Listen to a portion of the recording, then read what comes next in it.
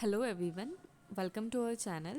We are going to discuss the Vision IS monthly compilation of December 2020. December 2020 में जितने भी current affair आए हैं, ठीक है, विजन आइस की जो मंथली करंट अफेयर की मैगजीन होती है उससे हम आज डिस्कशन स्टार्ट करने वाले हैं।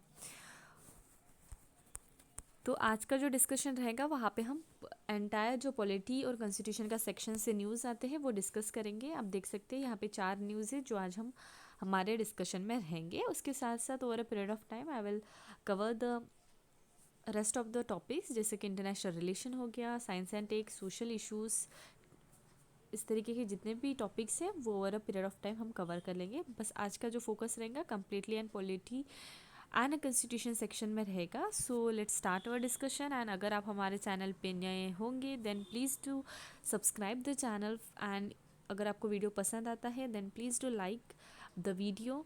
And let's start our today's discussion.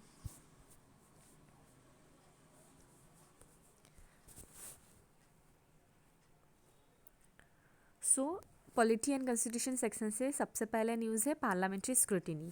तो recently what is the context of the news, जो ऐसे हम जानते हैं कि काफ़ी ज़्यादा प्रोटेस्ट चल रहे हैं regarding the agriculture reform law जो अभी रिसेंटली सेंट्रल गवर्नमेंट ने लाए हैं। एंड वेरियस फार्मर्स जो है, ठीक है, फार्मर्स मोस्टली प्रिडोमिनेटली अगर देखा जाए from the north Indian state, okay, from the north Indian state वो काफ़ी ज़्यादा जो है उनका एक प्रोटेस्ट दिखाई दे रहा है। And thus we can see that this is a recent context. And अभी क्या हुआ है तो भी आपको एक बता देती हूँ कि रिसेंट प्रोटेस्ट जो चल रही है on the agriculture reform law by the farmer has reignited the debate on effectiveness of the parliamentary scrutiny over the executive. ठीक है, तो वो कहीं ना कहीं एक क्वेश्चन अराइज कर रही है कि एक इफेक्टिवनेस दिखाई दे रही है for parliamentary scrutiny over the executive. ठीक है, तो ये एक कंटेक्स्ट हो गया आज के डिस्कशन का related to the news of a parliamentary scrutiny. ठीक है, अभी ये पार्लियामेंट्री स्क्रूटिनी क्या होती है, तो पार्लियामेंट जैसे हम जानते हैं it is embodiment of a people wills. ठीक है, पार्लियामेंट में जो भी लॉज आते हैं, पार्लियामेंट में जो भी डिस्कशन होता है, they are all discuss in a perspective of a people wills. And therefore in addition to the legislative role, वो एक दूसरा और एक जो मेजर रोल प्ले करती है that is the scrutinising the functions of a government. Parliament is equipped with various instrument for close and continuous scrutiny of various functions जो government लाना चाहता है। ठीक है, अभी हम देखते हैं कि this instrument are as follows. ठीक है, जैसे मैंने बोला कि parliament is equipped with various instrument. ठीक है, and thus what are this instrument, ये क्वेश्चन अराइज होता है। तो पार्लियामेंट में कौन से इंस्ट्रूमेंट हम बोल सकते हैं, दैट इज़ फर्स्ट है कि डिबेट एंड डिस्कशन। ठीक है, तो ड्यूरिंग द डिस्कशन और द डिबेट जो किसी भी बिल पे चलता है तो वहाँ पे इश्यूज ऑफ अ पब्लिक और द नेशनल इंपॉर्टेंस वो they the such issues are taken forward and further discussion लिया जाता है। एंड कोई भी जो पॉइंट्स है, ठीक है, या शॉर्टकमिंग्स ऑफ द गवर्नमेंट और व्हाट आर द रूप holes of that particular law और द प्रपोज बिल, ठीक है, वो सारा डिस्कस हो जाता है। ठीक है, in the process of a discussion और द डिबेट। नेक्स्ट एक क्वेश्चन हवर का सेशन होता है। ठीक है, it is a first hour of a business every day when the parliament is in session. ठीक है, तो फर्स्ट जो हवर होता है उसको हम क्वेश्चन हवर बोलते हैं। And it is during the question hour that जो मेंबर्स होते हैं they can ask a question on the every aspect of administration and a government activities. ठीक है, तो क्वेश्चन हवर के टाइम पे जितने भी मेंबर्स होते हैं दे हैव राइट कि वो क्वेश्चंस पूछ सकते हैं regarding the various aspect of administration and the government activities. And thus कहीं ना कहीं this bring a government policy in the nation as well as the international sphere come into the sharp focus. While the broadcasting of a question hour जो था since 1991, it has been become the most viable aspect of the parliamentary scrutiny. ठीक है, तो broadcasting होती है question hour के अंदर, we can say that it is one of the viable aspect of a parliamentary scrutiny. ठीक है, तो दो इंस्ट्रूमेंट डिस्कस कर लिए। सबसे पहला था डिस्कशन और just we can say that it is as a debate, और सेकेंड वन है क्वेश्चन हवर, एंड थर्ड क्या है पार्लियामेंट्री कमेटी। ठीक है, तो parliament can put in place a large machinery of a committee to scrutinize the bill. ठीक है, तो जो बिल डिस्कस होता है, ठीक है, इन द पार्लियामेंट, ठीक है, उसको एक स्पेशल स्क्रूटिनी के लिए जो है एक पार्लियामेंट्री कमेटी का सेटअप किया जाता है। And they carry out the detail scrutiny of the propose legislation and वहाँ पे काफ़ी ज़्यादा जो एक्सपर्ट्स एडवाइस या डिफरेंट जो उसी फील्ड के किसी फील्ड का जो बिल होगा उसके फील्ड के एक्सपर्ट्स जो होते हैं उनकी भी राय या ओपिनियंस लिए जाते हैं। And the committee meeting are a close door and the members are not bound by the party whip. ठीक है, क्लोज डोर में होती है मीटिंग, जितने मेंबर्स होते हैं उनमें ही होती है, एंड एक पार्टी जो विप होता है उस पे कहीं ना कहीं जो पार्लियामेंट्री कमेटी के मेंबर्स होते हैं वो बाउंडेड नहीं होते हैं। एंड दस enable them to an objective view of the issue before finalizing them. Okay, so these are the three main instrument of the parliamentary parliament जो एक प्रॉपर स्क्रूटिनी के लिए गवर्नमेंट की फंक्शनिंग प्रॉपर हो रही कि नहीं उसके लिए इक्विप किए जाते हैं। ठीक है, तो this is regarding the parliamentary scrutiny of the government. ठीक है, तो पार्लियामेंट हो गया एक सेंटर का। ठीक है, तो parliament is related to the centre one. And अब हम देखते हैं कि अभी स्टेट के केस में क्या होता है। ठीक है, यहाँ पे एक बॉक्स में इंफॉर्मेशन दी गई है। तो regarding the state, that is a state legislative assembly scrutiny. तो just like a parliament, state legislative assembly scrutiny होती है जहाँ पे पावर होती है to scrutinize the functioning of a respective state. State legislative जो असेंबली स्क्रूटिनी होती है, ठीक है, उसमें भी काफ़ी ज़्यादा इंस्ट्रूमेंट होते हैं, जैसे कि यहाँ पे हमने पार्लियामेंट के केस में डिस्कस किया था। ठीक है, debate and discussion, question hour का सेशन, असेंबली कमेटी, ठीक है, यहाँ पे जैसे पार्लियामेंट्री कमेटी होती है, उसके साथ साथ और एक मेजर जो एस्पेक्ट होता है यहाँ पे काउंसिल ऑफ अ मिनिस्टर जो होते हैं is collectively responsible to the Vidhan Sabha. ठीक है, so this are the few instrument और this are the main instrument जो स्टेट लेजिस्लेटिव असेंबली के स्क्रूटिनी के यहाँ पे होते हैं। अब हम देखते हैं कि however the function of a state legislative assembly has been a suboptimal thereby affecting the scrutiny of a state government activities by the respective state legislative assembly. ठीक है, तो लो सीटिंग ऐसे ये क्या है, तो last 20 years में ऐसा देखा गया है कि जो स्टेट लेजिस्लेटिव असेंबलीज है across the country on average meet at least less than 30 days in a year. ठीक है, 30 डेज से भी कम बार उनकी जो मीटिंग होती है। एंड बट कुछ स्टेट्स है जैसे कि केरला, ओडिशा, कर्नाटका एक्सेप्शनल है। ठीक है, and thus we can say that low sitting कहीं ना कहीं जो स्टेट लेजिस्लेटिव असेंबली की होती है वो कहीं ना कहीं इफेक्ट करती है और एक मेजर इम्पैक्ट लाती है on the various bills which are pass without a debate and a discussion. Second is a question hours. ठीक है, टोटल स्टेरेट जो क्वेश्चंस होते हैं ask varies between 11,200 in Rajasthan to 65 in West Bengal in 2017-2019। ठीक है, तो क्वेश्चन हवर राजस्थान के यहाँ पे केस में दिखाई दिया कि काफ़ी ज़्यादा क्वेश्चंस वहाँ पे हुए और वेस्ट बंगाल में तो काफ़ी कम हुए। एंड दस ये कहीं ना कहीं क्वेश्चन हावर्स में जो एक एबिलिटी होती है मेंबर्स की, ठीक है, जो इनेबल करता है मेंबर को कि वो क्वेश्चंस पूछे regarding the proper functioning of a various legislative various government activities. ठीक है, वो कहीं ना कहीं डिफरेंट स्टेट थ्रू डिफर करता है। And in the time period only 21% of a starred question admitted in the 14th Rajasthan Assembly and 7% in the 13th Maharashtra Assembly. And thus we can see this scenario. And यहाँ पे और एक point mention किया है कि for the 2020 monsoon session West Bengal, Punjab, Rajasthan, Haryana, Uttar Pradesh and Maharashtra assembly doesn't even take the question hour. ठीक है, so this are the few setbacks और फ्यू लूपहोल्स जो हमें दिखाई देते हैं। नेक्स्ट है ओपिक फंक्शनिंग। ठीक है, जैसे कि एक पार्लियामेंट होता है, ठीक है, अनलाइक द पार्लियामेंट सीटिंग जो होती है state legislative assembly are not live streamed. ठीक है, जैसे पार्लियामेंट की लाइव स्ट्रीमिंग होती है, मैंने जैसे बोला कि ब्रॉडकास्टिंग होती है क्वेश्चन हवर की वगैरह। सो इसी तरीके का जो स्टेट लेजिस्लेटिव असेंबली का जो लाइव स्ट्रीमिंग नहीं होता है। एंड वाइल सम स्टेट जैसे कि कर्नाटका हो गया, Delhi, Rajasthan host the text of a legislative debate on the assembly website में अदर लाइक वेस्ट बंगाल हो गया, वो इस तरीके का भी जो एफर्ट्स है वो नहीं करते हैं। Therefore we can say that state legislative assembly should also bring a reform parallel to the need in the parliament for enhancing the effectiveness of the scrutiny in the state government। ठीक है, तो parliament के जैसे ही state legislative assembly में भी कुछ जो है रिफॉर्म्स लाने की काफ़ी ज़्यादा नीड है, सो दैट एक प्रॉपर एक इफेक्टिवनेस जो होती है in the scrutiny process of a state government can be insured. Okay, so this is the regarding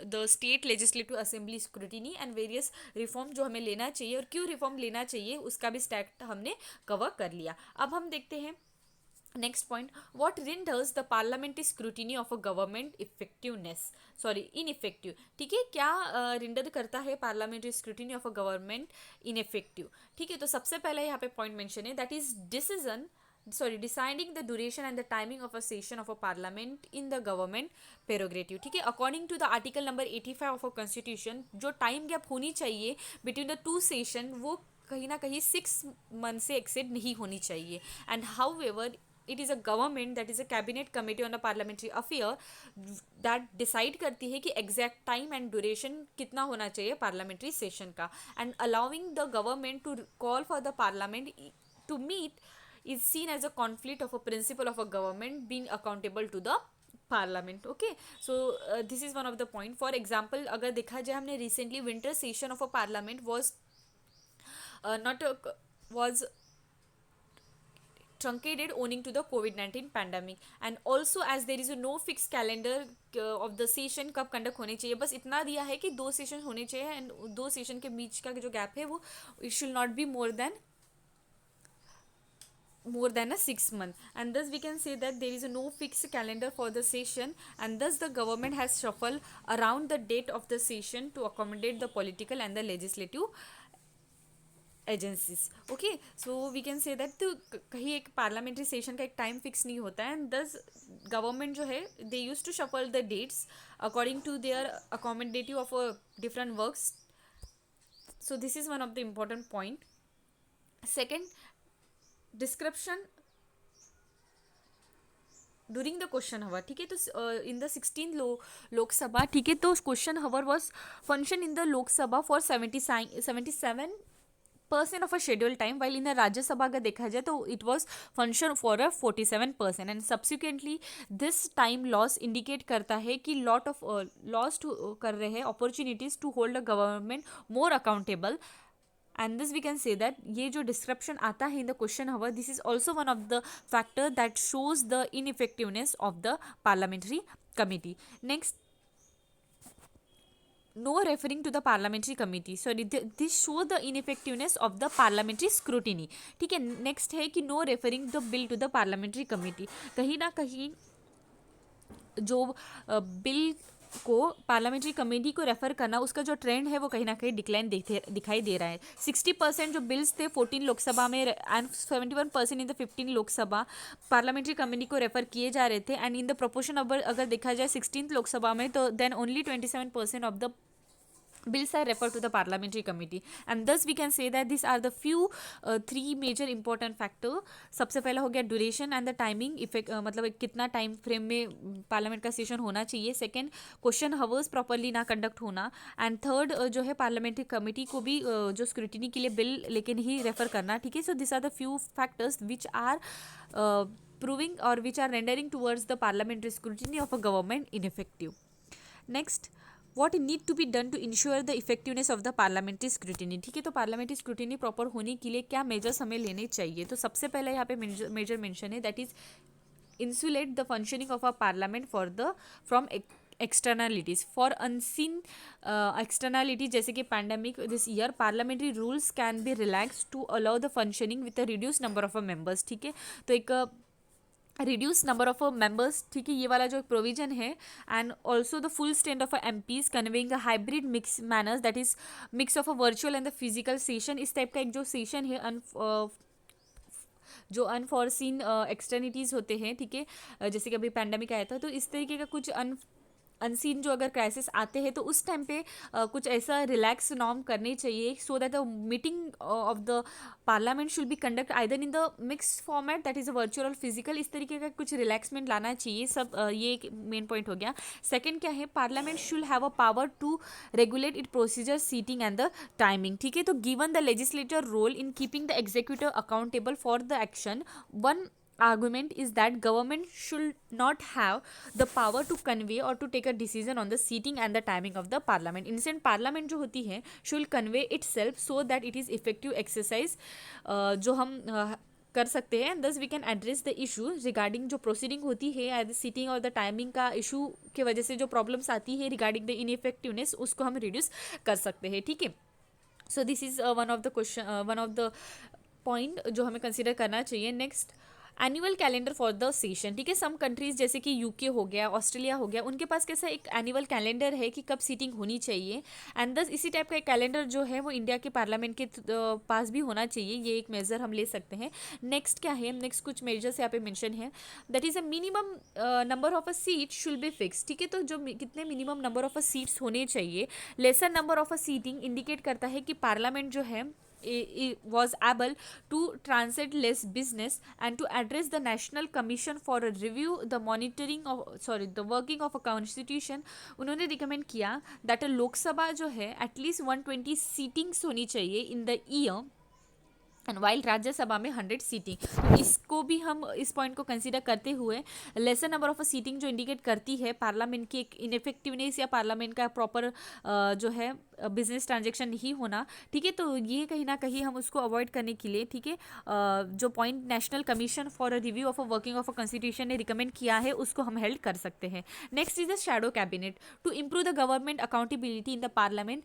the opposition in the some countries जैसे कि यूके, कनाडा, ऑस्ट्रेलिया हो गया, वो फॉर्म करते हैं एक शैडो कैबिनेट, ठीक है। पर शैडो मीन्स परछाई, okay, shadow of the cabinet. And under the system opposition जो होते हैं MPs track a certain portfolio scrutinies in performing and suggest alternative programmes. And in this way जो इंडिया में ये इस बात की जो कमी है हम उसको ला सकते हैं, एक डिटेल ट्रैकिंग या एक detail scrutiny of the ministries can be brought a constructive suggestion, ऐसा यहाँ पे मेंशन है। नेक्स्ट है changing certain provision of anti defection law. तो सुप्रीम कोर्ट इन यहाँ पे केस है किहोटो होलॉन एंड वर्सेस झालीहुल 1992 जो अपहोल्ड करती है the validity of anti defection law, highlight करती है कि देर एक नीड है कि एक लिमिट लानी चाहिए, need to limit disqualification in the cases of a legislation vote against the direction of the parties। and the court held that such provision कहीं ना कहीं it should be limited to only those who are voting that are crucial to the existence of the parliament and to the matter integral to the electoral program of the party। and thus we can see that कुछ changes to anti defection law that are mentioned in the schedule 10, okay। I think जितना मुझे याद है I think schedule 10 में ही mention है anti defection law related provision. So इस तरीके का कुछ जो प्रोविजन है एंटी डिफेक्शन लॉ का वो भी हमें इंश्योर करना चाहिए। So this are the few measures जो हम ला सकते हैं टू इंश्योर द स्क्रूटिनी और the ensure the effectiveness of the parliamentary scrutiny. सबसे पहला था कि जो इरेगुलरिटीज़ या अनसीन क्राइसिस जो हमें होते हैं उसके वजह से जो पार्लियामेंट्री नॉर्म्स को थोड़ा रिलैक्स करना। नेक्स्ट जो है proceeding time to time conduct करना, एनुअल कैलेंडर होना चाहिए, minimum number of a sitting जो national commission for the review of a constitution ने बताई है उसके अकॉर्डिंग फॉलो करना चाहिए। एक शैडो कैबिनेट का कंसेप्ट भी हम ला सकते हैं। उसके साथ साथ जो एंटी डिफेक्शन लॉ है उसमें भी कुछ न्यू प्रोविजन इंश्योर कर सकते हैं। This are the few points. अब हम देखते हैं यहाँ पे कंक्लूजन मेंशन किया है कि जो पार्लियामेंट्री स्क्रूटिनी होती है of the government is a crucial not only for upholding the constitution, upholding the accountability of the government, but ये कहीं ना कहीं improve, but it is also needed to improve the quality of a law drafted and strengthening the instrument of the parliamentary scrutiny कहीं ना कहीं minimise कर सकता है the potential of implementing the challenges. And thus we can say that there is an urgent need कि हमें जो parliamentary scrutiny related कुछ जो इफेक्टिव मेजर्स है उसको इंश्योर करना चाहिए। Okay, so this is regarding the first news जो हमने डिस्कस की, that is the parliamentary committee parliamentary scrutiny। and along with this हमने एक एडिशनल में जो स्टेट लेजिस्लेटिव असेंबली स्क्रूटिनी होती है उसके रिलेटेड भी हमने डिस्कस कर लिया और उसके भी जो फंक्शनिंग्स में कुछ जो लूप होल्स हैं उसको भी किस तरीके से एड्रेस करना चाहिए, ठीक है, वो इस बॉक्स का डिस्कशन करते हुए हमने कवर कर लिया है। अब हम बढ़ते हैं नेक्स्ट न्यूज़ की तरफ। Women in the judiciary. So recently क्या हुआ है, attorney general of India recently stress की वह हमें एक अर्जेंट नीड है कि हम इम्प्रूव करें हमारा representation of womens in the judiciary. तो इसका बैकग्राउंड अगर देखा जाए तो मध्य प्रदेश की जो हाई कोर्ट है they have grant a bill, sorry just a minute, they have grant a bail to the man जो accused हुआ था of a sexual offense on the condition that he requests that the complaint जो होती है that the request that complement to the tie of a rakhi on a him, ठीक है। तो इस तरीके का एक जो मध्य प्रदेश हाई कोर्ट ने बेल ग्रांट की उस अक्यूज को, ठीक है, उस पर्सन को, ठीक है, जब उसने रिक्वेस्ट की दैट जो है rakhi tie, he will tie the rakhi, ठीक है, इस तरीके का जो कंडीशन हुई थी। तो दस द जो Madhya Pradesh government has grant a bill to that particular person and with this appeal was filed by the 9 women lawyers, ठीक है, तो 9 जो वुमेन लॉयर है उन्होंने एक अपील फाइल की to set aside the high court order and direction to the court across the country कि वो इम्पोज करे कुछ conditions as they are against the principle of the law, and however such revelation of a sexual offense through the judicial order to tie a rakhi or in a rape case to compromise the marrying the accused indicate करता है एक partial and a misogyny which regressive notion of a honor continue to obstruct the woman accessing the justice, ठीक है। तो इसी तरीके का यहाँ पे उन्होंने ऐसा मेंशन किया, जैसे 9 लॉयर्स ने कुछ अपील फाइल की, तो ये जो हाई कोर्ट का ऑर्डर था, that is Madhya Pradesh high court का ऑर्डर, उसको कुछ असाइड रखते हुए जो हमें कंडीशन दिखाई देती है कि अगर सेक्सुअल ऑफेंस का कुछ केस रहा तो जुडिशियली ने ऑर्डर दे दिया कि दे शुड टाई राखी, और द रेप केसेस के केस में कि जो भी पर्सन है, ठीक है, वो उस फीमेल से मैरी कर ले, ठीक है। तो इस तरीके के केसेस कहीं ना कहीं एक पार्टियाचल जो सोसाइटी नेचर है वो दिखाई देता है हमारा, और उसके साथ साथ एक कहीं ना कहीं एक नोशन दिखाई देता है, वो कहीं ना कहीं जो वुमेन का एक राइट है टू एक्सेस जस्टिस उसको भी ऑब्स्ट्रक्ट करता है, ठीक है। So this is the background कि क्यों हम अभी डिस्कस कर रहे हैं regarding the women in the judiciary. यहाँ पे दो पॉइंट और मेंशन है। In the regard of attorney general of India उन्होंने भी ऐसा बोला है that there is a urgent need कि एक जेंडर सेंसिटाइज जजेस एंड इम्प्रूव करना चाहिए वुमेन का participation in the judiciary. Parliamentary standing committee on the law and justice 2015 उन्होंने प्रपोज किया था कुछ रिजर्वेशन होना चाहिए इन द हायर जुडिशियरी, ठीक है। जैसे हम जानते हैं अभी हमारा, ठीक है, इतने सालों से जो चीफ जस्टिस ऑफ इंडिया है अब तक कभी एक वुमेन नहीं रही है। This is also the one of the bad condition जो हम देखते हैं, ठीक है।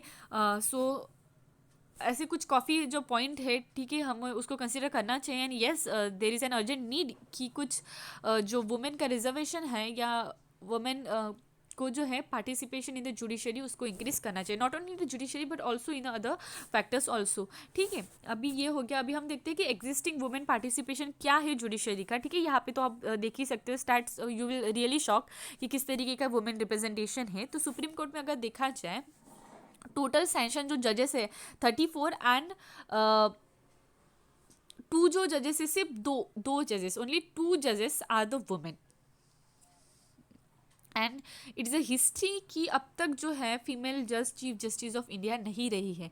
And in spite the 70 year ago only 8 women जजेस are appointed in the supreme court, ठीक है। तो सुप्रीम कोर्ट में जस्ट 8 जजेस, ओके, 8 जजेस ही अब तक अपॉइंट हुए हैं। 70 साल होते आए हैं, but still we can say that only 8 women जजेस are employed. So this is a very bad condition that we can see even though the higher judiciary जो बॉडी है, हायर सुप्रीम जो अथॉरिटी है in the India.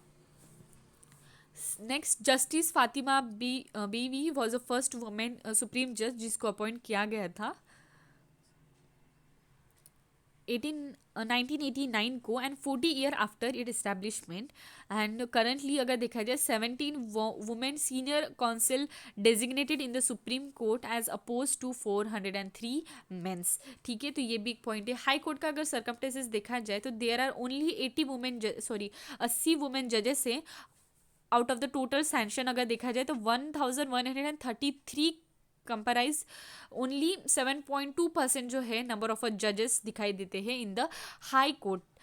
6 high courts that is Manipur, Meghalaya, Patna, Tripura, Telangana and Uttarakhand, वहाँ पे तो बस एक भी वुमेन जजेस नहीं है।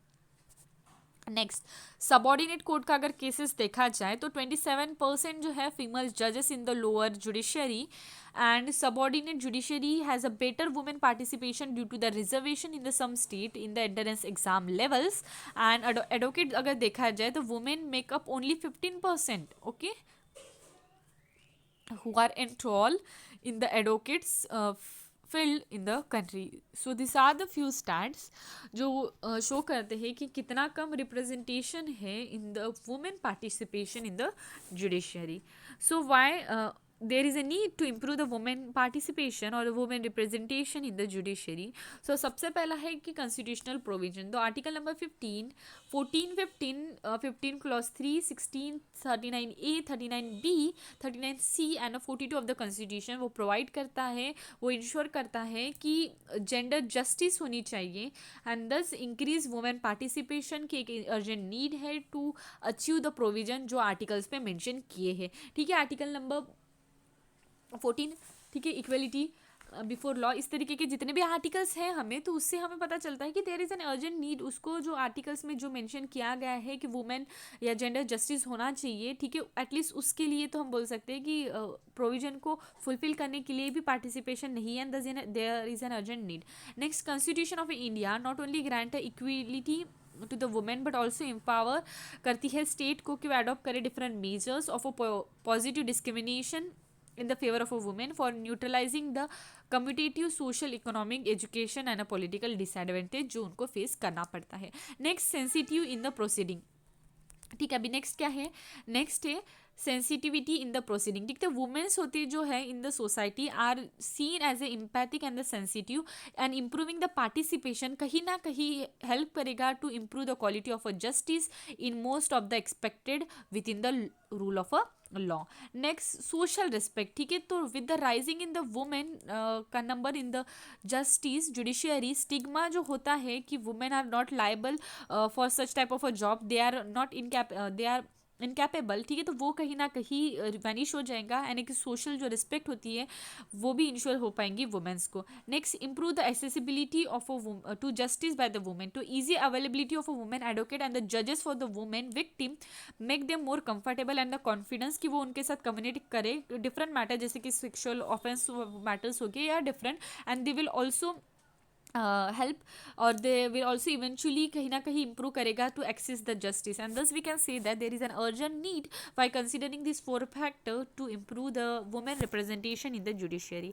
What are the challenges to improve the participation in the judiciary? तो सबसे पहला चैलेंज है अपॉइंटमेंट के केस में.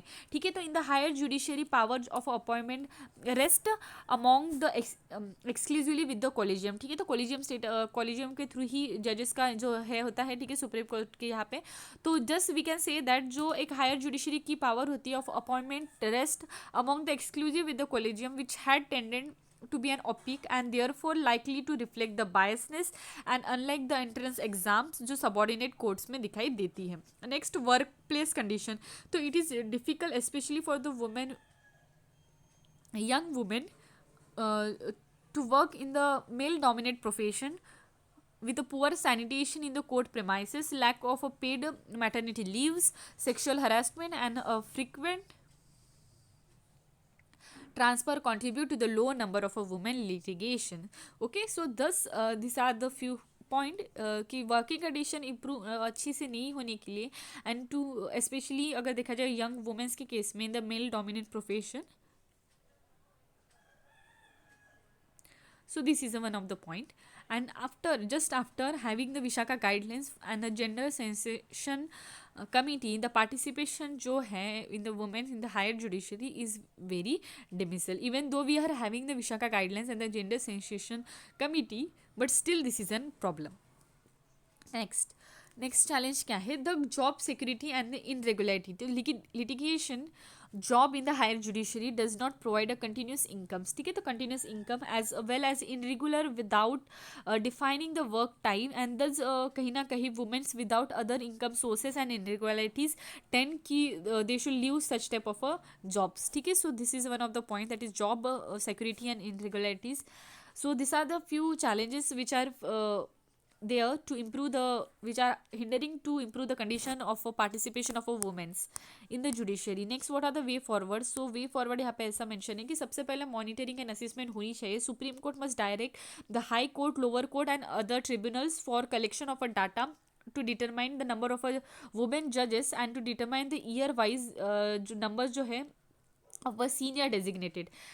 Next, check and balance. There should be some check and balance against the opacity of the collegium. ठीक है, collegium system में भी जो है एक चेक एंड बैलेंस का प्रोविजन लाना चाहिए. Next, courses and training. ठीक है, gender sensational courses for all new enter of a law school and a refreshers training for the old judges. ठीक है, courses and training related to the gender sensations, sorry sensitization. Next क्या है, improve the retention. ठीक है, तो retention of a women advocate in the higher judiciary वो बहुत ज़्यादा एक इंपॉर्टेंट है, एंड दस उसके लिए भी कुछ एफर्ट जो है वो लेना चाहिए. Next, holistic inclusion. To be truly diverse Indian judiciary जो है will need a representation of a जजेस from not only the different gender identities but also from the different caste, social, economic, religion and a regional backgrounds. ठीक है, so holistic inclusion होना चाहिए, not only just gender identity related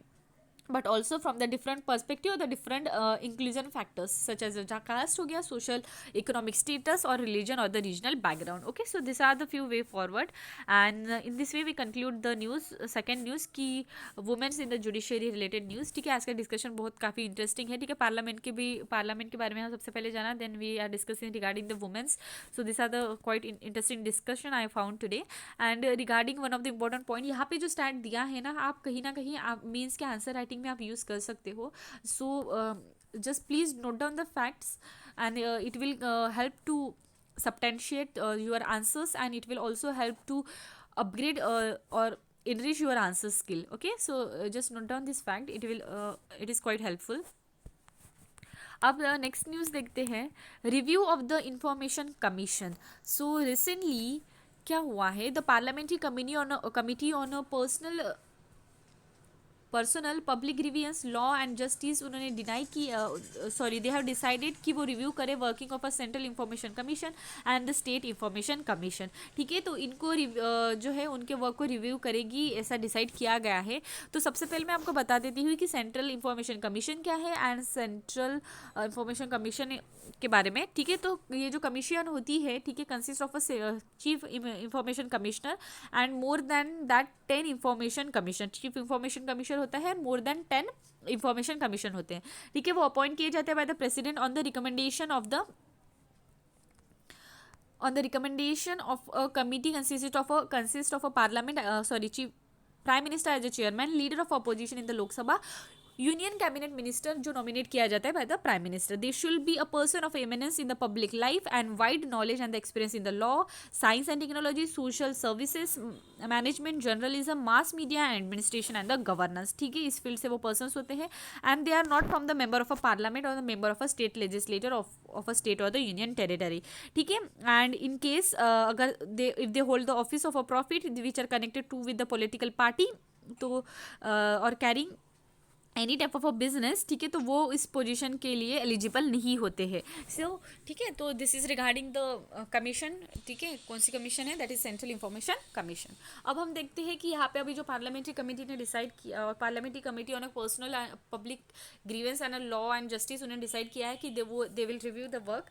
उसके background के related अगर देखा जाए तो सेंटर और जो स्टेट इंफॉर्मेशन कमीशन है, एक स्टैट्यूटरी बॉडी जो कंसिडर की गई थी under the right to information act 2005 के under, and they are the first appellate authority of the RTM. They are vested the wide power होती है उनके पास, जैसे कि पावर की वो इम्पोज करे penalty on any public information officer. ठीक है, अगर उन पर कुछ एलिगेशन हो या उनके ऊपर जो कुछ प्रॉब्लम्स हो, ठीक है, RTI के अंडर में. ठीक है, hearing the public information officer initiative कर सकते हैं, वो इनिशिएट कर सकते हैं इंक्वायरी अगेंस्ट देम. ठीक है, एंड ये जो chief central state information commission होती है, ठीक है, इज रिक्वायर्ड कि वो सबमिट करे एक annual report to the parliament, and जो स्टेट इंफॉर्मेशन कमीशन होती है वो स्टेट लेजिस्लेटिव को जो है एनुअल रिपोर्ट सबमिट करें. एंड दो ये सारा जो आता है under the ministry of a personal training in the central and the service department. ठीक है, एनुअल जो रिपोर्ट होती है वो काफ़ी रियरली डिस्कस होती है in the parliament of the state legislature and raising question on the effectiveness of this particular information law, that is RTI. And now it is for the first time for the functioning of this body which directly scrutinise में ला रहा है. ठीक है, scrutinise करने वाली है parliamentary committee. So this is regarding the few background जो हमने देखा रिगार्डिंग द सेंट्रल और द स्टेट इंफॉर्मेशन कमीशन. अब हम देखते हैं कि why is there a need to scrutinize the function of अ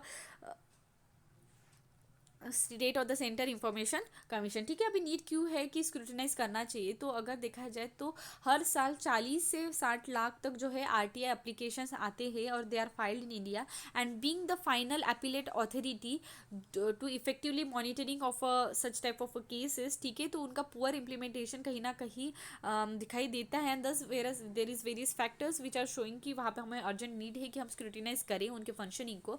तो कौन से फैक्टर्स है, सबसे पहला है to prevent the misuse of a powers of a central or the state information commission, ठीक है। among various powers they also have a power कि वो अपॉइंट करे PIO एंड रिकमेंड करे उनको एक disciplinary action against them, and scrutiny of the functioning is required to ensure the transparency and accountability, ठीक है, कि वो अपना वर्क प्रॉपरली कर रहे हैं कि उनके पावर का मिसयूज कर रहे हैं।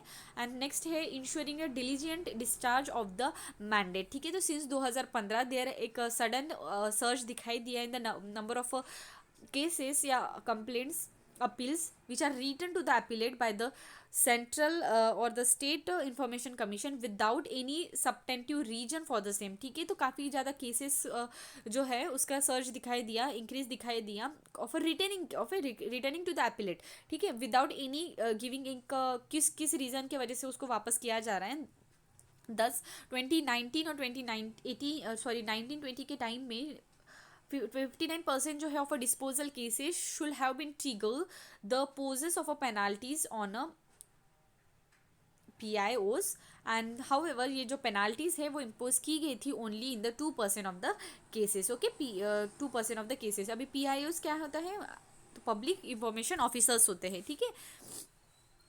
Next this are the 2 points. अब नेक्स्ट देखते हैं कि keeping trust public trust enacted in the central and the state information commission, ठीक है। टेन्योर सैलरीज अलाउंसेस वो सारा जो होता है वो फिक्स नहीं होता है, एंड जो आरटीआई अमेंडमेंट एक्ट 2019 वो एम्पावर करता है सेंट्रल गवर्नमेंट को कि वो नोटिफाई करे उनको, एंड ये जो अमेंडमेंट है it raise an apprehension of eroding the autonomy of the commission, and scrutiny जो होती है of their functioning by the parliamentary committee as a neutral body में allay their fear in the peoples, ठीक है। So this are the point, and यहाँ पे और एक पॉइंट डिस्क्राइब किया गया है जो आरटीआई 2005 अर्लियर अश्योर करता था incumbentment of a fix 5-year tenure with 65% of a retirement age, salary allowances that were earlier peg with that of a chief election commissioner and election commission, ठीक है। तो ये एक जो टेन्योर और retirement age और फिक्स जो salaries वगैरह का पॉइंट आता है उसके पे बिहाफ में एक जो नीड है, ठीक है, टू इनैक्ट और to keep the people trust enacted in the commission. So this is one of the point जो that we should consider. Next provide a continuity in the regular transparency in the system, ठीक है। in the past effective functioning of the commission has led to the explorer of a corruption cases, ठीक है, कि आदर्श society scam, 2G scam, ठीक है, इस तरीके के काफ़ी ज़्यादा जो केसेस जो है corruption cases has been seen, and thus parliamentary scrutiny will not only provide a continuity but also fill the gaps which are seen or fill the or see the effective functioning or improvise the effective functioning of the particular body, and thus we can say that there are urgent need or there while considering few factors there is a need कि क्यों हमें scrutinize करना चाहिए to the chief election chief or the central or the state information commission। Next यहाँ पे RTI के बारे में देखते हैं, तो यहाँ पे फिगर में दिया है RTI 2005 makes the governance citizen centric by equipping citizen की वो पावर, उनके पास पावर है कि they can seek the information about the public authority. ये प्रोवाइड ये जो आरटीआई एक्ट है वो प्रोवाइड करता है इस तरीके का mechanism for grievance redressal to the citizen by denying the information, and RTI applicant जो है it is not required to give any reason कि क्यों वो उनको इन्फॉर्मेशन चाहिए। पब्लिक अथॉरिटी मैंडेट है to proactively disclose their information, जैसे कि फंक्शनिंग स्ट्रक्चर, बॉडीज, ड्यूटीज़, ठीक है। अथॉरिटी रिस्पॉन्सिबल होती है कि वो सप्लाई करे पब्लिक को इंफॉर्मेशन। पब्लिक अथॉरिटी डेजिग्नेटेड सम ऑफिसर्स, ठीक है, जिसको हम पब्लिक इंफॉर्मेशन ऑफिसर्स बोलते हैं, ठीक है, वो मैंडेटेड है कि वो सप्लाई करे information with in the 30 days और 48 hours। अगर कहीं ना कहीं एक matter of a personal life of a liberty इस तरीके का अगर कंसर्न इशू हो तो 48 आवर में उनको इन्फॉर्मेशन देनी पड़ती है।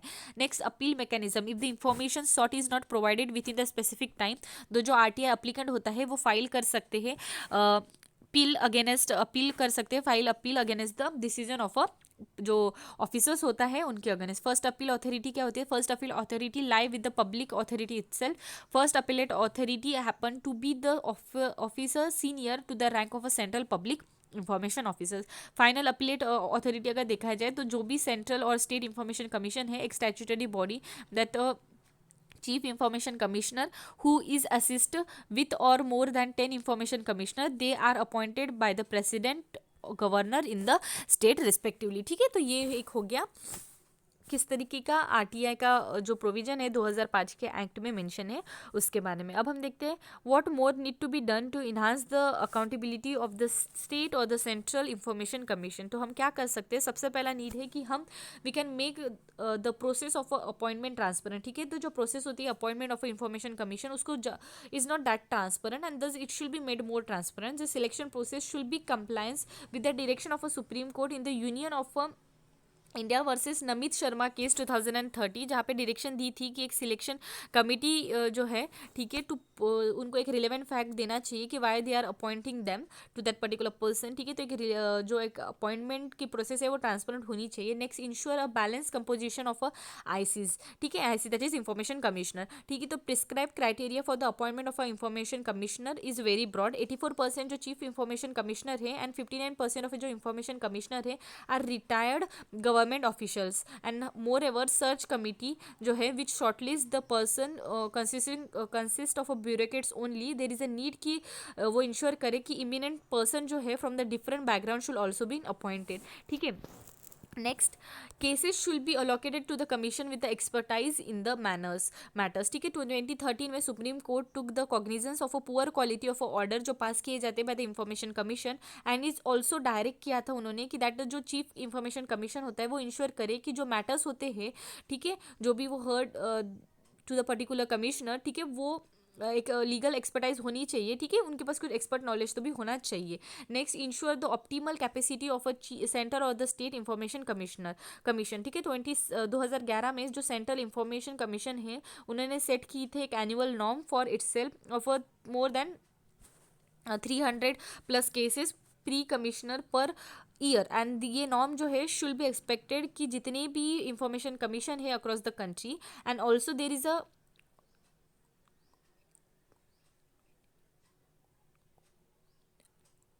कॉन्कॉमिटेंट नीड टू डेवलप एक नॉर्मल बजट होना चाहिए। ठीक है, and staffing pattern legal and expert technical expert of information commission की किस तरीके का जो भी बैकलॉग्स है ऑफ केसेस उसको रिजॉल्व कर पाए। Next, appeal filing process should be made people friendly. ठीक है, तो अपील फाइलिंग जो प्रोसेस है वो ज़्यादा पीपल फ्रेंडली बनाना चाहिए। ठीक है, ये भी एक अर्जेंट नीड है। नेक्स्ट, कंक्लूजन यहाँ पे मेंशन किया है कि ensure the all the public authority discharge their functioning in the way जो अपहोल्ड, ठीक है, which uphold the public interest. It is important कि जो सेंटर और जो स्टेट इंफॉर्मेशन कमीशन है वो ज़्यादा अकाउंटेबल है पीपल्स को एंड द जो स्क्रूटिनी जो पार्लियामेंट्री कमेटी अभी लेने वाली है एंड वो कहीं ना कहीं उनके जो इफेक्टिव टूल्स करके एक्ट करेंगी in the forward positive direction. ठीक है, सो इस तरीके से हम कंक्लूड कर सकते हैं। अब हम देखते हैं the next news, voting right to the NRIs. तो रिसेंटली इलेक्शन कमीशन अप्रोच किया है उन्होंने to the ministry of law कि वो परमिट करेंगे नॉन रेसिडेंशियल इंडियंस को to cast their vote from the oversea through the ballot paper. ठीक है, बैलेट पेपर थ्रू वो उनका जो वोट है दे शुल कास्ट। अभी हम देखते हैं कि इलेक्शन कमीशन का प्रपोजल क्या है।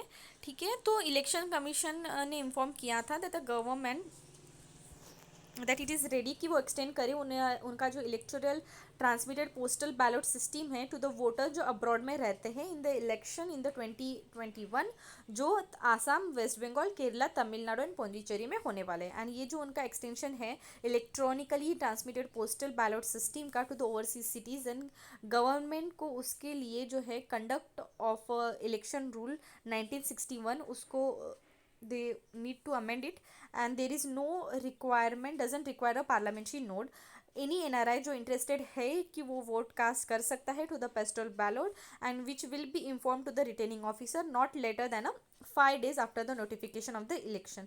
ऑन रिसीविंग सच इन्फॉर्मेशन जो रिटर्निंग ऑफिसर होता है वो डिस्पैच करेंगे जो बैलेट पेपर है इलेक्ट्रॉनिकली, एंड जो भी एनआरआई वोटर है वो उनका प्रेफरेंस मार्क करेगा ऑन अ प्रिंट, और फिर से वही जो है they will send back with the declaration, ठीक है, कि उनका डिक्लेरेशन बाय द ऑफिशियल जो अपॉइंट किया गया है बाय द डिप्लोमेट्स, ठीक है, diplomats in of India in the country where the NRI is resident, ठीक है। तो एनआरआई जहाँ पे रेसिडेंट करता है तो उनका जो एक डिक्लेरेशन जो है लगता है, एंड दस they can send back the electronically जो बैलेट पेपर रिसेंटली मतलब जो रिटर्निंग ऑफिसर उनको भेजते हैं उसमें अपना प्रेफरेंस सिलेक्ट करने के बाद। अब द नेक्स्ट क्या है, दो देश मूव द एनआरआई जो है वो इंश्योर कर सकते हैं हम कि वो पार्टिसिपेट कर रहे हैं in the Indian democracy, and कहीं ना कहीं उनका जो राइट टू वोट है वो भी इंश्योर हम कर सकते हैं, ठीक है। However there are also compromise concerns like compromising over the secrecy of votes, logistic challenges outside the influence of voting etcetera, ठीक है। कुछ तो चैलेंजेस है, उसको एड्रेस कैसे करना है यहाँ पे मेंशन नहीं है, but still there are few points हम देखते हैं। सबसे पहले कि बैलेट पेपर पोस्टल बैलेट क्या होता है, एक टाइप होता है of voting where by electronically transmitted postal ballot paper वो डिस्ट्रीब्यूट किए जाते हैं to the electors and return by the post. ये जो सिस्टम है वो पोस्टल बैलेट की वो डिस्पैच की जाती है electronically and return via the ordinary mail, and it is currently only available to the service voters like a members of arm forces personnel जो डिप्लॉयड हुए by the government outside the India. Service voter का अगर देखा जाए have an option of either voting through the postal ballot और a proxy voters, ठीक है, proxy voters through या पेस्टल बॉलेट थ्रू भी वोट कर सकते हैं जो भी सर्विस वोटर्स हैं, ठीक है। एंड वो किसको इंक्लूड है, दैट इज आर्म फोर्सेस, ठीक है, members of arm forces, member of a forces जो आर्मी एक्ट 1950 तो अप्लीकेबल है, arm forces from the state and others services which are outside the state and the person who are employed by the government of India in the post which are outside the India, ठीक है। This are the service voter conditions.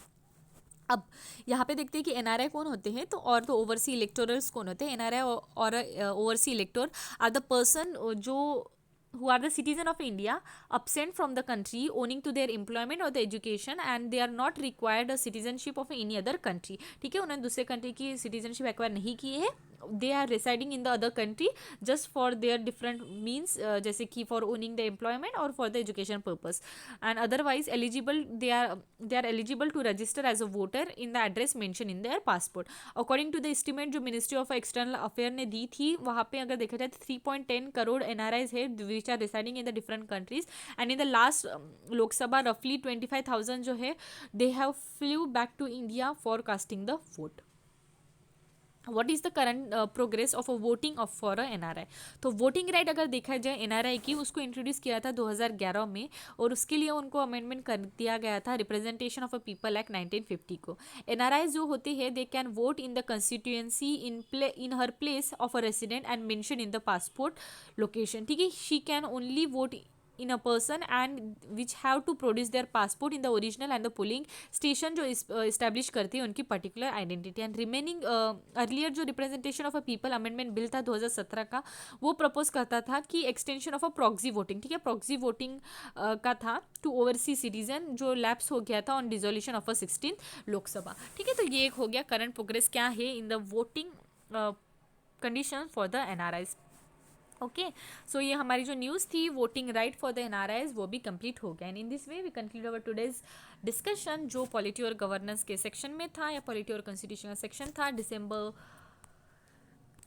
2020 का monthly compilation of a vision IAS, and I will make the videos regarding the other topics very soon, so stay tuned and thank you.